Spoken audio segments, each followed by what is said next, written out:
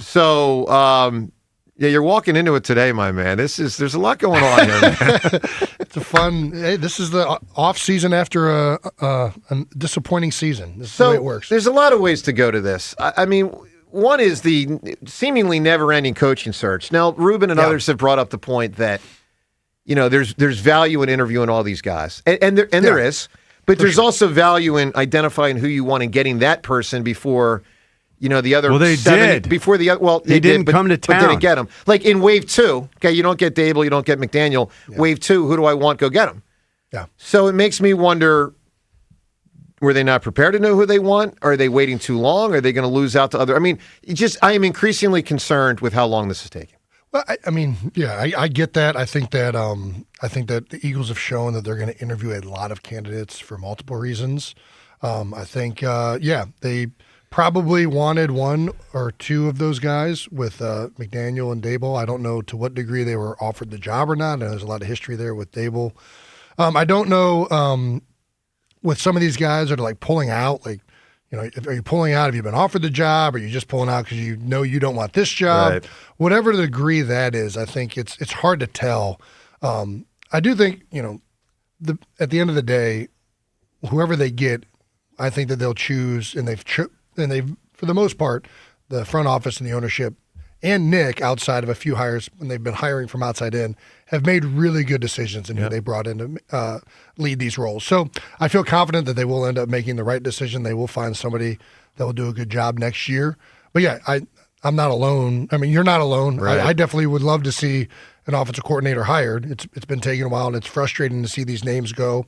And then it's also frustrating to see them take other jobs or whatever. And it's like, what's going on here? So yeah. And part of what is increasing my concern is now we get the report from Jeff McLane that Jeff Stoutland was essentially demoted. That they took some power away from him as the run game coordinator. Like, demoted. What the hell? In what season. Is that? Yeah, Does that make sense? Thankfully, I turned this on before I came in here today. Yeah. This is my first time hearing this. And I do think, Jeff is one of the most, and through my time in Philadelphia, was one of the most plugged in people in that building in Philadelphia. I think that he does a very good job of having his ear to the ground and digging. I do think though, sometimes you don't know what that means, what degree that was. Like, in my opinion, one of the problems I had with the Eagles offense this year, and one of the problems I've had in the past, is that the offense just is not, it becomes disjointed when everybody does their own sector. So that could mean something of like, hey, we wanted everything to look more in sync with like the play action and the run game, which has been a major issue with the Eagles. So maybe there was some of that. Like, I don't know to what degree that means. I don't know to what level that was. I don't know if that's true at all. And I think sometimes when you're hearing these reports coming out, you have to understand that a lot of times after a disappointing season, agents and coaches are going to be saying things to reporters that absolve them of fault. So I don't know that I don't know to what degree that is true, and whether it was a demotion or whether it was an effort to make the offense appear more in sync. So I think with Jeff, there's nobody in that building that understands the run game better than Jeff Stoutland. So I think that, if that was the case, it obviously didn't work. The run game didn't get better. I don't know why that would happen, because really the main reason the run game was struggling was because they were playing with guys that were banged up. I mean, Landon Dickerson the first 2 or 3 games couldn't move barely. So it's hard to know to what degree that actually happened. But I do know in making a lot of these decisions when you're trying to fix the offense, one of the issues I've had with the Eagles for a long time is that everybody does their own little part, and sometimes those parts don't all go together. And as a play caller, if you don't understand truly why all of this is in the game plan, how are you supposed to, you can't just go to a game and be like, hey, these are my first and second down runs and play actions and whatever, and you just pick it from a list. That's not. Well, it's not acceptable, and it's not a good situation for a play caller to be in. Well, that's what's interesting, Jason. Like what you're describing, it sounds like an incredible amount of micromanaging in order to get this offense together because you've got so many different situational offensive opportunities with short yardage and goal line, with third downs, with blitz pickup. You've got so many different areas that coaches are sort of specializing in. Sure. At the end of the day, when you try to put it all back together, sometimes it's not as cohesive and smooth as you'd want it to be. I think it makes a lot of sense what you're saying, that maybe it was just an effort and we don't know when this happened with Stoutland. Maybe it was just an effort to try to consolidate things and make some sense of an offense that was kind of getting away from them because of everyone having some hands. They talk all the time about the collaborative efforts within the Eagles too many organization. Hands, right? They do a great job with that ordinarily, but at times maybe too many cooks in the kitchen just gets to be too many cooks in the kitchen. I think it's important also. Jeff has been a part of the run game and really in charge of that for a long time in Philadelphia. And for the most part, we've had a really, really good run game. So I don't think that, it has worked for a long time with Philadelphia. And some years it works really well, some years it doesn't. And, to what degree, why it doesn't sometimes, just holistically as an offense, I don't really fully understand that because I'm not up there and understanding how that all happens.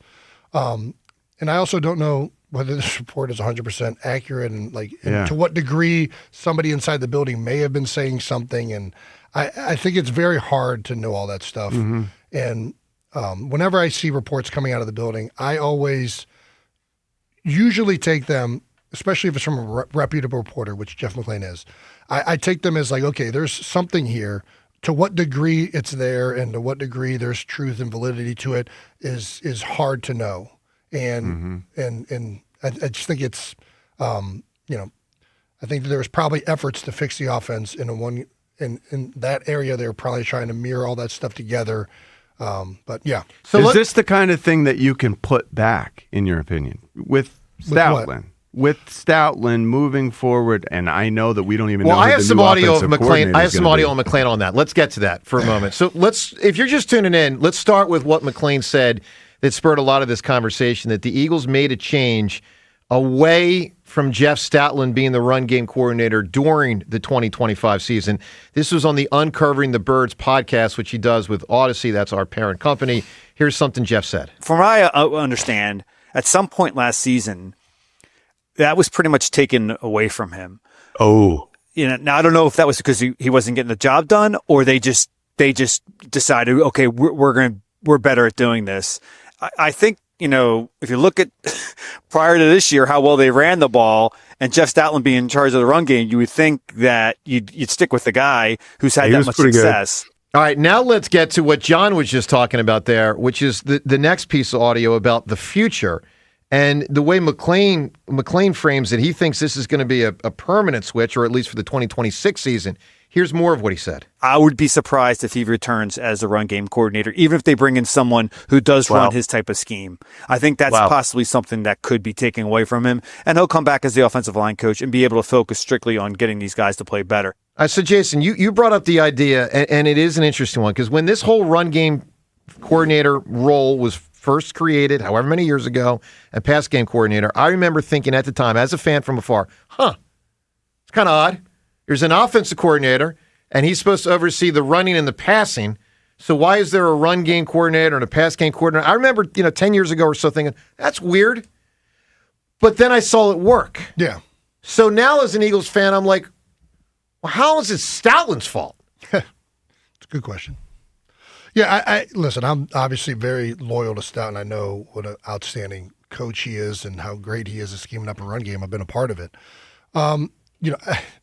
The run game, the majority of the reason that struggled this year was injuries. I mean, those guys just weren't the same. So to put the blame on any type of coordination for the run game failing is very difficult. And I know that Stout understands angles better than anybody. I know he knows how to coach double teams, like all that stuff. So I just I think I think at the end of the day, when I've been a part of the offense that's been working, it feels like this is the way every team in the NFL does this, right? Like everybody's in charge of game planning to a certain extent a certain portion, right? Like one guy can't watch all the tape and do every single thing that it takes within a week to a game plan. He's not good enough and doesn't have enough time and bandwidth to do that. So you delegate this across your entire staff. I just saw an awesome first guy that had a full-time staff was Paul Brown. Wow. You know that? Yeah. There's a really the evolution of football, though. I get anyway, it. Sure. So Stout has been in charge of the run game for a long time in Philadelphia. He's not the only run game coordinator. Most offenses in the NFL, the offensive line coach has a heavy hand, if not controls the run game.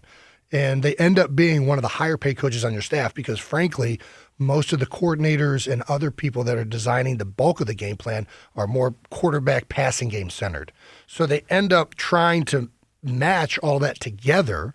And I think in Philadelphia, at times where it feels like that hasn't worked is when the run game, the play actions, and the passes, and you'll be out there, you'll be feeling like these formations don't go together, these motions don't go together, and you can tell like all of this stuff that's being installed is great stuff, but it's more important that it all goes together. And I think that you saw that at times this year. They tried to fix that with the like under center stuff, and you started seeing some play actions and runs, and I think it's this would explain why the offense wasn't better. But it like feels what you're so saying. elementary, well, doesn't it? Does too. Yes. Come on. Yes. This is if we're talking about two plays that start out the same and end up different. Like we're talking about the basis for Pee-wee football. You know, like the Pee-wees are going to get you when they, ride and decide, and eventually, like they pull it out and throw it.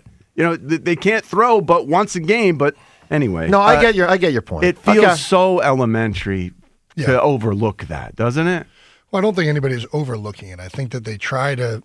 It gets to a point where you're trying to put together the best game plan. So you're trying to get the best plays in, and the reality is some formations are the best for certain plays that one coach wants in, certain plays that another coach wants in, certain plays that, whatever, on third down. And sometimes it gets to a really good spot, and sometimes you just get there on game day and you're like, man, this isn't all going together. And I think when you and listen, this is the reality of having a seasoned offensive coordinator that has called plays and guys that are very good at this. They find ways to make it all go together. And I think Stout is tremendous in his the run game has not been an issue in Philadelphia since he's been here. So, like, to say that, like, oh, that's a move that we should make moving forward, or that we should be somehow taking less from him, which I don't think they're probably doing that. I don't think that makes any sense to me in, like, the least bit. But if there was one reason to be doing something along those lines, it would probably be trying to make sure that all of this is going together. And then also, like, you're trying to hire an offensive coordinator, and an offensive coordinator might want all of that